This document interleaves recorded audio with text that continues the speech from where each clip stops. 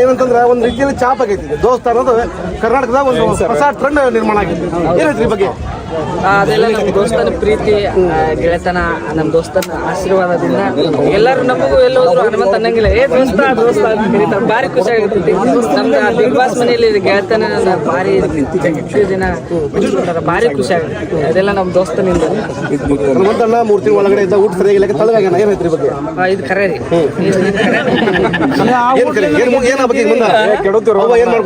ಮನೆಗೆ ಏನ್ ಮಾಡಕ್ ಹೇಳಿ? ಮನೆಗೆ ರೊಟ್ಟಿ ಅನ್ನ ಸಾರು ತಿಂತಿದ್ರಿ. ಅಲ್ಲಿ ಬಿಗ್ ಬಾಸ್ ಮನೆಗೆ ಊಟ ಚಲೋ ಕೊಡ್ತಿದ್ರು, ಆದ್ರೆ ನಮಗೆ ಹೊಂತಿದ್ದಿಲ್ಲ. ಚಪಾತಿ ಅನ್ನ ಸಾರು ಅದು ಕೊಡ್ತಿದ್ರು, ಮತ್ತು ನಮ್ಮ ಉತ್ತರ ಕನ್ನಡ ಊಟ ಸಿಗ್ತಿದ್ದಿಲ್ಲ. ಅದನ್ನ ಉದ್ದೇಶಕ್ಕೆ ಅಷ್ಟೇ ಸ್ವಲ್ಪ ತಿಂತಿದ್ದೆ. ಆದ್ರೆ ಆ ಊಟ ಗೆಲ್ಸೈತಿ, ಬಿಗ್ ಬಾಸ್ ಮನೆ ಊಟ ಗೆಲ್ಸೈತ್ರಿ. ಆ ಊಟ ಮರೆಯಂಗಿಲ್ಲ. ಈ ಸಗಣಿ ನೆಲದ ಮನೆಗೂ ಐಷಾರಾಮಿ ಮನೆ ಒಳಗಡೆ ಐತಿ. ಯಾರು ಭಾಳ ಇಷ್ಟ ಆಗ್ತದೆ ನಮಗೆ? ನಮ್ಮ ಮನೇನ ಇಷ್ಟ ರೀ. ಅದು ಏಷ್ಯಾಗ ತಲೆ ಹಿಡಿದು ತಲೆ ಮೂಗು ಕಟ್ಟಿ ರಾತ್ರಿ ಮಕ್ಕೊಂಡ್ರೆ ಮೂಗೆಲ್ಲ ಉರಿದ ಆ ನಮ್ಮನೆ ಎಸಿ ಅಲ್ಲಿದೆ. ಇಲ್ಲಿ ಭಾರಿ ಇದೆ, ಆದ್ರೆ ನಮಗೆ ಎಸಿ ಎಲ್ಲಾರು ಕೇಳ್ತೀನಿ ಅಂತ ಬೇಜಾರಾಗ ಬೇಡ. ಬಂದ ದುಡ್ಡಿಗೆ ಎಷ್ಟು ಅಷ್ಟೇ ಬೇಕಾಗಿಲ್ಲ. ಏನ್ ಮಾಡ್ತೀನಿ ಮುಂದೆ? ನಾ ಏನು ಇದಕ್ಕೆ ಬಳಕೆ ಮಾಡ್ಕೊಂಡು ನೋಡಿದ್ರಿ ಅಂತ ಸರ್ ಮನೆ ಒಂದು ಸ್ವಲ್ಪ ಮಾಡ್ಕೊತೀನಿ. ಸ್ವಲ್ಪ ಇನ್ನ ಅವ್ರ ಬೆಳಗ್ಗೆ ಅವ್ರ ಜೊತೆ ಮಾತಾಡಿದ್ವಿ ನಾವು. ಯಾವ ಕಾರಣಕ್ಕೂ ಹನುಮಂತ ನೋಡಿದ್ದಿಲ್ಲ, ನಾವು ನೋಡಿದ್ದೆ ಮಾಡ್ಕೋಬೇಕು ಅಂತ ಯಾರು ಅವ್ರು ಇದಕ್ಕೆ ಹೇಳ್ತೀರಿ? ಮಾಡಣ್ರಿ. ಬಿಗ್ ಬಾಸ್ ಮುಗಿದು 3 ದಿನ ಬಂದ ನಂತರ ತಮ್ಮೂರಿಗೆ ನಿಮ್ಮೂರಿಗೆ ಬಂದಿದ್ರಿ. ಏನ್ ಮಿಸ್ ಮಾಡ್ಕೊಂಡ್ರಿ? ಬಿಗ್ ಬಾಸ್ ಅಂತ ತಕ್ಷಣ ಏನ್ ಮಿಸ್ ಆಗುತ್ತೆ ನಿಮಗೆ? ನಾವು ಬಿಗ್ ಬಾಸ್ ಅಂತ ಫಸ್ಟ್ ಮೈಕ್ ಹುಡುಕ್ತಿವ್ರಿ. ಆಮೇಲೆ ಬೆಳಗ್ಗೆ ಅಂದ್ರೆ ಹಾಡು ಹಾಕ್ತಿದ್ರೆ ಆ ಹಾಡು ಕೇಳಿದ್ರೆ ನಿದ್ದೆ ಎಚ್ಚರ ಆಕಿತ್ತ. ಇವತ್ತು ಬೆಳಿಗ್ಗೆ ಎಚ್ಚರನ ಆಗಿಲ್ರಿ. ಅಲ್ಲ, ನೀವು ಬಿಗ್ ಬಾಸ್ ಹಾಡು ಕೇಳಿದ್ರೆ ನಿಮ್ಗೆ ಎಚ್ಚರ ಆಗ್ತಿತ್ತು ಅಂತಂದ್ರಿ. ಆದ್ರೆ ಬಿಗ್ ಬಾಸ್ ಮನೆ ಒಳಗೆ ನೀವು ಆಡಿರೋ ಹಾಡು ತುಂಬಾ ವೈರಲ್ ಆಗ್ಯಾವ. ಆ ವೈರಲ್ ಆಗಿರೋ ಹಾಡು ನಾವು ಹೊರಗಡೆ ಬಂದು ಕೇಳಿದಾಗ ನಿಮ್ಗೆ ಏನು ಅನ್ನಿಸ್ತು? ಹ್ಞೂ ರೀ. ನಾ ಎಲ್ಲಿ ಮ್ಯೂಸಿಕ್ ಹಾಡಿನಂತ ನನಗೆಲ್ಲ ಯಾಕಿರಲಿಲ್ಲ. ಎಲ್ಲ ಮ್ಯೂಸಿಕ್ ಹಾಕಿ ಭಾರಿ ಚೆನ್ನಾಗಿ ಮಾಡೋದು. ನಾನು ಖುಷಿ ಆಯ್ತು. ನಾವು ಇದು ಹಂಗೆ ಮಾಡ್ತಾರೆ. ಇದು 2-3 ಹಾಡು ಎಷ್ಟು ಜಾಸ್ತಿನೇ ಹೇಳ್ತೀವಿ, 2 ಲೈನ್ ಜಾಸ್ತಿನೇ ಹಾಡ್ತಿದ್ದೆ. ಅವಾಗ ಸುಮ್ಮನೆ ಅಲ್ಲಿ ಇಲ್ಲ, ನ್ಯೂಸ್ ಕಳಿಬೇಕಲ್ಲ, ಟೈಮ್ ಪಾಸ್ ಮಾಡಕ್ಕೆ ಒಂದು ಹಾಡು ಹೇಳ್ತಿದ್ರಿ. ಆದ್ರೆ ನಿಮ್ಮ ಹಾಡುಗಳು ಸಿಕ್ಕಾಪಟ್ಟೆ ವೈರಲ್ ಆದವು. ಅವ್ನು ನೋಡಿದ್ರೆ ನೀವು ಮನೆ ಒಳಗಡೆ ಇದ್ರಿ, ಆದ್ರೆ ಹೊರ ಜಗತ್ತಿನಲ್ಲಿ ಮಾತ್ರ ಹನುಮಂತ ಅವ್ರದೇ ಸೌಂಡ್ ಅಷ್ಟೊಂದು ಮಟ್ಟಿಗೆ ಹಾಡು ಫೇಮಸ್ ಆಗಿದ್ವು. ಈ ಹಾಡಿನ ಬಗ್ಗೆ ಏನ್ ಹೇಳಕ್ ಇಷ್ಟಪಡ್ತೀರಿ? ಯಾಕಂದ್ರೆ ನಿಮ್ಮ ನೆನಪುಗಳನ್ನ ಒಂದು ನೆನಪು ಮಾಡ್ಕೊಂಡು ಹೇಳ್ತಾ ಹಾಡಲ್ಲ, ಸಿಚುವೇಶನ್ ತಕ್ಕಂಗೆ ಹಾಡು ಹೇಳ್ತಾ ಇದ್ರಿ ನೀವು ಅಲ್ಲಿ. ಜಾನಪದ ಹಾಡ್ತಿದ್ದಲ್ಲ, ಹಂಗಾಗಿ ಹಾಡ್ತಿದ್ರು. ಸುಮ್ ಬಾಯಿ ಬಂದು ಹಾಡ್ತಿದ್ದೆ. ಇವತ್ತಿನ ವೇದಿಕೆ ಕಾರ್ಯಕ್ರಮದ ಬಗ್ಗೆ ಮಾತಾಡ್ತಾರೆ. ರಾಥೋಡ್ ಸರ್ ಮಾತಾಡಿದ್ರು, ಓಟಲ್ ಸರ್ ಮಾತಾಡಿದ್ರು. ನಮಗೆ ಖುಷಿ ಅನ್ಸಿದ್ದಂದ್ರೆ ರಾಥೋಡ್ ಸರ್ ಒಂದು ಮಾತು ಹೇಳ್ತಾರೆ, ಶಿಷ್ಯ ತುಂಬಾ ಬೆಳೆದ, ನಾವು ಶಿಷ್ಯ ಅಂತ ಹೇಳ್ಕೊಳಕ್ ನಮಗೆ ಭಯ ಆಗುತ್ತೆ, ಅಷ್ಟೊಂದು ಬೆಳೆದ ಅನ್ನೋದು ಒಂದ್ ಕಡೆ. ಇನ್ನು ಒಡ್ರ ಸರ್ ತುಂಬಾ ನಿಮಗೆ ನೀವೇ ಹೇಳಿದ್ರಿ, ಅವ್ರ ಹೊರತಕ್ಕೆ ನಾ ಸಾಲಿ ಬಿಟ್ಟಿದ್ದೆ ಅನ್ನೋ ಮಟ್ಟಿಗೆ ಹೇಳಿದ್ರಿ. ಹೇಗೆ ಅವ್ರ ಬಗ್ಗೆ ಹೇಳಿದ್ರೆ ಏನ್ ಹೇಳ್ತೀರಿ? ಹೌದು ಸರ್ ನಮಗೆ ಆವಾಗ ತಿದ್ದಿ ಬುದ್ಧಿ ಹೇಳಿಲ್ಲ ಅಂದ್ರೆ ನಾವು ಇನ್ನೂ ಇಷ್ಟು ದಾರಿ ಅನ್ಕೊಂತಿದ್ದಿಲ್ಲ. ಒಡ್ರ ಸರ್ ಆಗಲಿ, ಆಟೋಡ್ ಸರ್ ಆಗಲಿ, ಕುರಟ್ಟಿ ಸರ್ ಅವಾಗ ಸರ್ ಎಲ್ಲ ನಮಗೆ, ನಾನು ಕುರಿ ಹೋಗ್ಬಿಡ್ತಿದ್ದೆ, ಸರ್ ಒಂದು 2 ಹುಡುಗರು ಕರ್ಕೊಂಡ್ ಬರ್ತಿದ್ದೆ. ಸರ್ ಆರಾಮಿಲ್ಲ ಬಿಡ್ತಿದ್ದಿಲ್ಲ ಬಂದ್. ಆದ್ರೆ ಭಾರಿ ಪ್ರತಿಭಾ ಕಾರಂಜಿಗಾಗಲಿ ಸರ್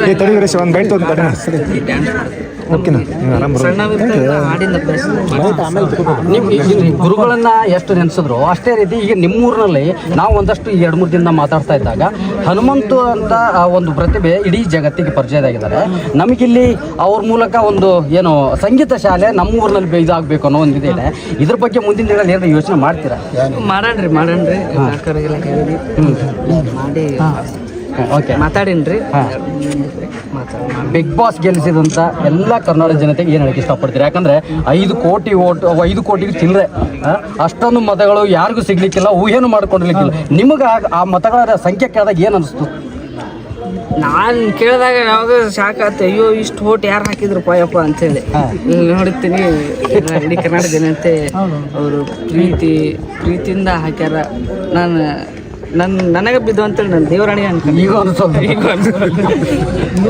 ಸುದೀಪ್ ಸರ್ ಒಂದು ಮಾತು ಹೇಳ್ತಾರೆ. ಈಗ ಕೊನೆಯದಾಗಿ ಸುದೀಪ್ ಸರ್ ಬಗ್ಗೆ ಏನ್ ಹೇಳಕ್ ಇಷ್ಟಪಡ್ತೀರಿ? ಯಾಕಂದ್ರೆ ಅವರನ್ನ ಹತ್ರದಿಂದ ನೋಡೋದೇ ಇದು.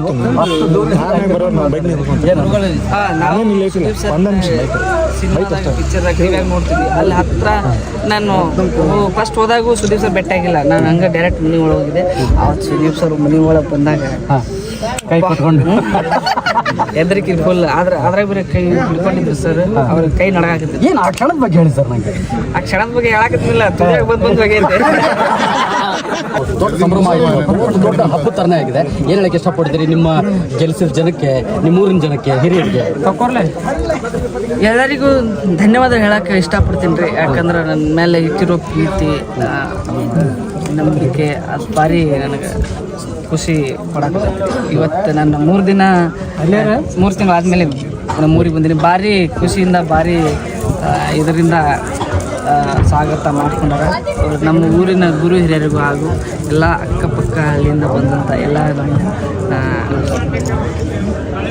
ಬಿಗ್ ಬಾಸ್ ಅಂದ್ರೆ ಹನುಮಂತವ್ರಿಗೆ ಏನು? ಬಿಗ್ ಬಾಸ್ ಅಂದ್ರೆ ಹನುಮಂತವ್ರದ್ದು ಏನು ನೆನಪಾಗುತ್ತೆ? ಬಿಗ್ ಬಾಸ್ ಅಂತ ಬಿಗ್ ಬಾಸ್ ದನಿ ನೆನಪಾಗುತ್ತೆ. ಇದು ಬಿಗ್ ಬಾಸ್ ಹನುಮಂತ ನಿಮ್ಮ ಮೈಕ್ ಅನ್ನು ಧರಿಸಿಕೊಳ್ಳಿ ಅಂತಿದ್ರು ಒಂದ್ಸಲ ಮೈಕ್ ತೆಗೆದಾಗ. ಈ ಹನುಮಂತ ಅವರು ಬರೀ ಪಂಚಿ ನಂಬಿಕೆ ಮೇಲೆನ ಬಿಗ್ ಬಾಸ್ ಅಂದ್ ಗೆದ್ಕೊಂಬಂದು ಅದೇ ಒಂದು ಬ್ರ್ಯಾಂಡ್ ಆಯ್ತಾ ಅಂತ? ಇದೇ ಬ್ರ್ಯಾಂಡ್ ರೀ. ಕರ್ನಾಟಕಕ್ಕೆ ಒಂದು ದೊಡ್ಡ ಬ್ರ್ಯಾಂಡ್ ಮಾಡ್ಬಿಟ್ಟಿರೋದು ಅಂತ. ಇಲ್ರಿ ಬ್ರ್ಯಾಂಡ್ ಏನಿಲ್ಲ, ನಾನು ಮುಂಚೆಂದಾನೆ ಹಂಗಾದ್ರೆ ಪ್ರತಿದಿನದ ಉಡುಪೆ. ಮುಂದೆ ಯಾವ ಶೋಗಳಲ್ಲಿ ಮಾಡಕತ್ತೀವ್ರಿ? ಈಗ ಇದೊಂದು ಹೊಸ ಶೋ ಬರ್ತೈತಿ, ಅದ ಕಲರ್ಸ್ ಅಲ್ಲಿ. ಹನುಮಂತವ್ರೆ, ಕಾಂಗ್ರಾಚುಲೇಷನ್ ಫಸ್ಟ್ ಆಫ್ ಆಲ್. ನಾವು ಬಿಗ್ ಬಾಸ್ ನಲ್ಲಿ ಒಬ್ಬ ಕುರಿಕಾಯಿ ಹುಡುಗನಾಗಿ ಹೋಗಿ ಚಾಣಾಕ್ಷತನದಿಂದ ಎಲ್ಲರನ್ನ ಮನಸ್ಸನ್ನ ಗೆದ್ದು ಬಂದಿದ್ದೀರಿ. ಏನ್ ಅನ್ಸುತ್ತೆ ಇವತ್ತು ನಿಮ್ಮ ಊರಿನಲ್ಲಿ ಸಂಭ್ರಮ ಮನೆ ಮಾಡಿದೆ? ಇವತ್ತು ಬೆಳಗಿನಿಂದ ಕೂಡ ಎಲ್ಲರೂ ಕೂಡ DJ ಹಾಡೋದು ತಮ್ಮನ ಹಾಡಿನ ಮೂಲಕ ಕುಣಿದು ಕುಪ್ಪಳಿಸಿದ್ರು. ಈ ಮೂಲಕ ನಿಮ್ಗೆ ಏನ್ ಅನ್ಸುತ್ತೆ ಅಂತ?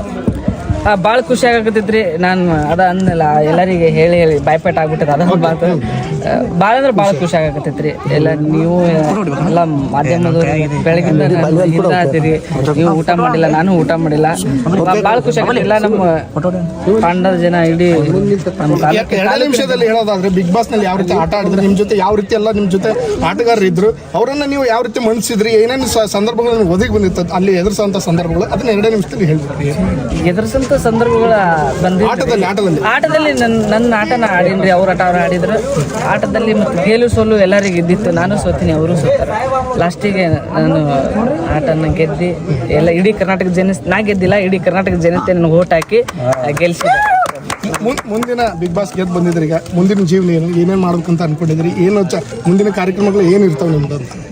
ಅದೇ ಈಗ ಕಾರ್ಯಕ್ರಮ ರೀ, ಇವನ್ ಶೋ ಮಾಡಕತ್ತೀವಿ. ಆ ಶೋ ಮಾಡ್ಕೊಂಡು ಹಂಗೆ ಕಾರ್ಯಕ್ರಮ ಅಲ್ಲಿ ಜಾತ್ರಾ ಫಂಕ್ಷನ್ ಎಲ್ಲ ಮಾಡ್ಕೊಂಡು ನಾನು ಅನ್ಕೊಂಡಿದ್ದೆ ಹೊರಗೆ ಬಂದಿದ್ದಾಗ ಹೆಂಗೆ ಇರ್ತೈತೆ ಅಂತೇಳಿ. ಆ ಹೊರಗೆ ಬಂದಿಂದಾಗ ನನಗೆ ನಂಬಕ್ಕಾಗೋದು ಎಷ್ಟು ಜನ ಪ್ರೀತಿ, ಎಷ್ಟು ಅವ್ರ ಪ್ರೀತಿನ ಅದು ನನಗೆ ಬೇರೆ ಥರನ ಖುಷಿ ಕೊಡಕ್ಕೆ.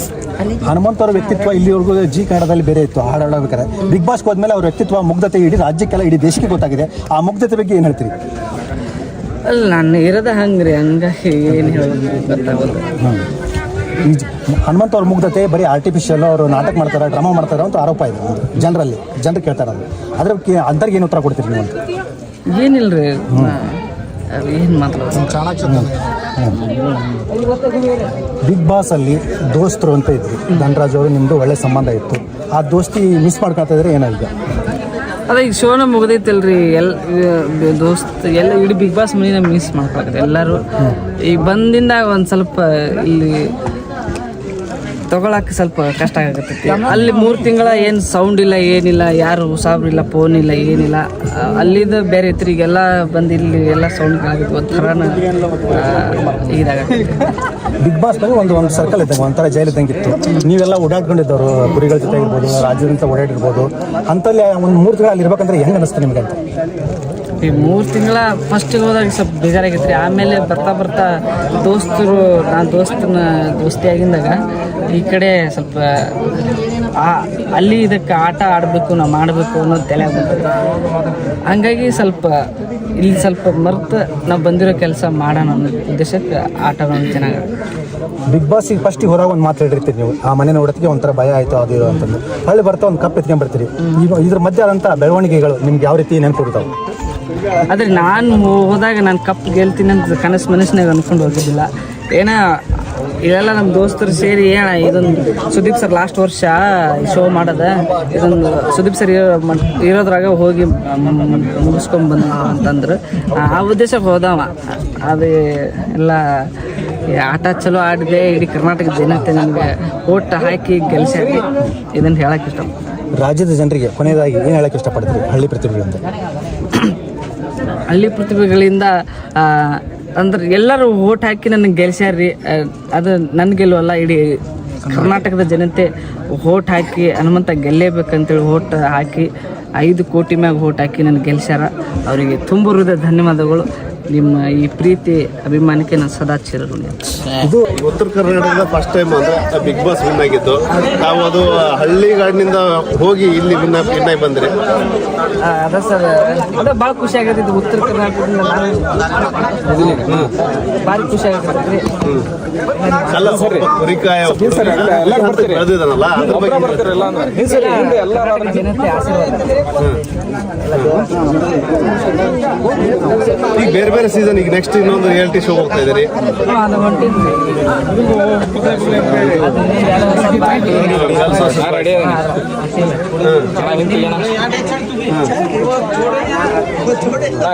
ಹೆಂಗ್ ಉತ್ತರ ಕರ್ನಾಟಕದ ಜನರ ಬೆಂಬಲ ಯಾವ ರೀತಿ ಸಿಗ್ತದೆ? ಅಲ್ಲ, ಯಾಕಂದ್ರೆ ಇದು ಫಸ್ಟ್ ಟೈಮ್ 5 ಕೋಟಿಗಿಂತ ಹೆಚ್ಚು ಓಟ್ಗಳು ಬಿದ್ದಿದ್ದು ಫಸ್ಟ್ ಟೈಮ್ ಈ ಥರದ್ದು. ಅದು 5 ಕೋಟಿ ಓಟ್ ನನಗೆ ಬಿದ್ದು ಅಂತ ನಾನು ಫಸ್ಟ್ ಅಲ್ಲಿ ಒಳಗೆ ಅನ್ಕೊಂಡಿದ್ದಿಲ್ರಿ. ಹೊರಗೆ ಬಂದು ನೋಡಿದಂಗೆ ನೋಡ್ತೀನಿ ಸುದೀಪ್ ಸರ್ ಯಾವಾಗ ಕೈ ಎತ್ತಿದ್ರು ಆವಾಗ ಅದು ಭಾಳ ಅಂದ್ರೆ ಭಾಳ ಖುಷಿ. ಕರ್ನಾಟಕದ ನನ್ನ ಆಟಗಳನ್ನು ವೋಟ್ ಮಾಡೋ ಪ್ರೀತಿ ಆಶೀರ್ವಾದ ಸೊ ಅವ್ರಿಗೆ ಸದಾ ನನ್ನ ಮ್ಯಾಗ ಅವ್ರಿಗೆ ಯಾವ ಥರ ನಾವು ಅವ್ರಿಗೆ ಧನ್ಯವಾದ ಹೇಳಬೇಕು ಅನ್ನೋದು ಗೊತ್ತಾಗಲ್ಲ. ಆ ಥರ ಖುಷಿ ಆಗಿದೆ. ನಿರೀಕ್ಷೆ ಇತ್ತ ಅಂತ? ನಿರೀಕ್ಷೆ ಇಲ್ಲ. ನಮಗೆ ಅಲ್ಲಿ ಹೊರಗೆ ಒಳಗೆ ಹೋದ್ರೆ ಹೊರಗೆ ಯಾರು ಸತ್ತಾರ ಅಂದ್ರೆ ಗೊತ್ತಾಗಲ್ಲ. ಹೊರಗೆ ಬಂದಿದ್ದ ಗೊತ್ತಾಗ್ತದೆ. ಆಮೇಲೆ ನನಗೆ ಗೊತ್ತಾಗ್ತದೆ. ಭಾರಿ ಅದವರಿಗೂ ನಿಮ್ಗೆ ಭಾರಿ ಸಪೋರ್ಟ್, ಭಾರಿ ಖುಷಿ ಅನಿಸ್ತದೆ. ಬೆಳಗಿಂದ ನೀವು ಹೊಟ್ಟೆ ಕೂಳಿಲ್ದಂಗೆ ನಾನು ಬೆನ್ನಿಂದ ಅಡ್ಡಾಡಿದೆ. ನಾನು ಅಡ್ಡಾಡಿದ್ದೆ. ನನಗೆ ಹುಚ್ಚು ಜಾಗ ಬಂದೈತಿ. 10 ಗಂಟೆಗೆ ಹುಚ್ಚು ಹೋದಾಗ ಇನ್ನೂ ಓದಿಲ್ರಿ. ಈಗೆಲ್ಲ ಈಗ 50 ಲಕ್ಷ ಪ್ರೈಸ್ ಬಂದಿದೆ. ನಿಮ್ದು ಏನು? ಅದ ಮನೆ ತಗಡೆ ಐತಿ. ಮದುವೆ ಮಾಡಿಸ್ಬೇಕು. ಈಗ ಮದುವೆ ವಿಚಾರ ಬಂದಾಗ ಈಗ ಆಲ್ರೆಡಿ ಮದುವೆ ಮಾಡ್ಕೊಂಡು ಎಲ್ಲ ಮದುವೆ ಮಾಡಿದಾಗ ಎಲ್ಲರಿಗೂ ಹೇಳೇ ಮದುವೆ ಮಾಡ್ತೀನಿ. ಎಲ್ಲರೂ ಮದುವೆ ಅಲ್ಲ ಕನ್ಯಾ ನೋಡಿರ ಅಂತ ನೋಡಾಕತ್ತೀನಿ, ನೋಡ್ತೀನಿ. ಒಟ್ಟು ಮದುವೆಗೆ ಎಲ್ಲರೂ ಕರೆಸ್ತಾರೆ. ಖಂಡಿತ. ಒಟ್ಟಾರೆ ಈ ತರ ಏನು ಈ ತರದೊಂದು ಪ್ರತಿಭೆ ಒಂದು ಹೊರಹೊಮ್ಮಿದೆ. ಏನು ಹೇಳ್ತೀರಿ ಒಟ್ಟಾರೆ ಟೋಟಲ್? ನಾನು ಏನು ಸರ್ ಇನ್ನೊಮ್ಮೆ ಹೇಳ್ರಿ. ಈ ಥರದೊಂದು ಹಳ್ಳಿ ಪ್ರತಿಭೆ ದೊಡ್ಡ ಮಟ್ಟದಲ್ಲಿ ರಾಜ್ಯ ಮಟ್ಟದಲ್ಲಿ ಒಂದು ಇದಾಗಿದೆ, ಹೈಲೈಟ್ ಆಗಿದೆ. ಸರ್ ಇಡೀ ಕರ್ನಾಟಕ ಜನತೆ ಆಶೀರ್ವಾದ ಸರ್. ನಾನು ಹೇಳ್ಕೊಳಕ್ಕಾಗಲ್ಲ. ಸದಾ ಉಳಿಸ್ಕೊಂಡು ನಿಮ್ಮ ಹಾಡುಗಾರಿಕೆಯನ್ನು ಮುಂದುವರಿಸ್ತಾರ? ಹ್ಞೂ ರೀ, ನಾನು ಹಾಡಿಂದನೇ ಬಂದಿರೋದ್ರಿ. ಅದು ಹಾಡುತ್ತೆ ಎಲ್ಲ ಕಾರ್ಯಕ್ರಮ ಮಾಡ್ಕೊಂತ ಸಂಗೀತ ಶಾಲೆ ಮಾಡ್ತೀನಿ.